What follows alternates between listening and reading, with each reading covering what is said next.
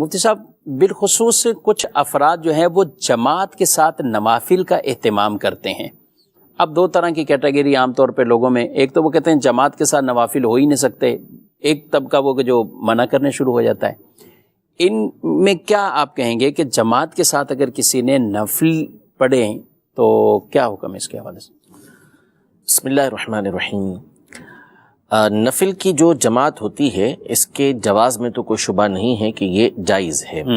یہاں تھوڑی سی ڈیٹیل یہ ہے کہ جماعت جو نفل کی کروائی جاتی ہے اس کی دو صورتیں ہوتی ہیں. ایک ہوتی ہے تداعی کے ساتھ اور ایک ہوتی ہے بغیر تداعی کے. تداعی کا مطلب ہوتا ہے کہ بلانا ایک دوسرے کو، یعنی بلا کر اعلان کر کے لوگوں کو جمع کرنا اور پھر نفل کی جماعت کروانا. اور بغیر تداعی کے یعنی اس طرح بغیر بلائے لوگ اتفاقاً جمع ہوئے اور نماز جو ہے وہ نفل کی ہو گئی. اگر لوگوں کو جمع نہیں کیا، ویسے ہی لوگ جمع ہو گئے اور نفل کی جماعت کروائی گئی، تو اس میں فقہاء کرام کا اختلاف ہی نہیں ہے، یہ بالکل جائز ہے. اور صحیح بخاری شریف کی حدیثیں موجود ہیں.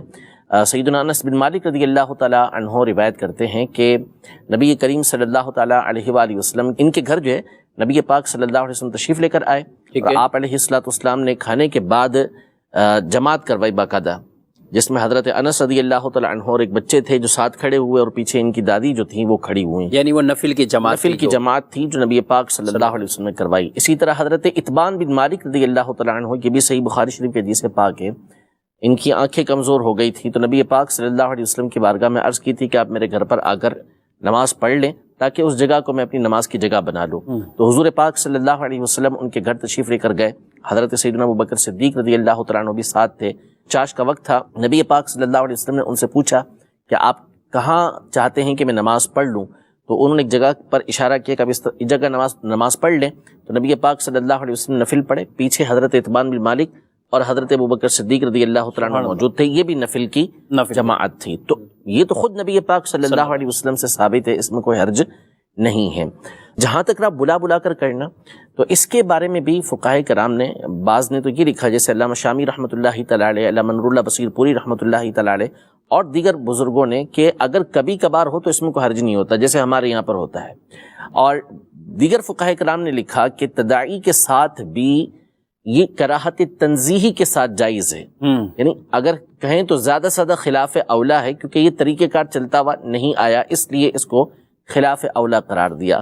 لیکن اسلاف نے اس پر واضح طور پہ لکھا کہ یہ کوئی ایسی چیز نہیں ہے کہ جس کی وجہ سے لوگوں کو نماز سے روکا جائے، بلکہ لوگ ویسے ہی نماز سے دور ہیں، نفل پڑھتے نہیں ہیں، تو ان کو ترغیب دلائی گئی ہے کہ وہ نماز کی طرف آئیں، نہ یہ کہ ان کو نماز سے روکا جائے.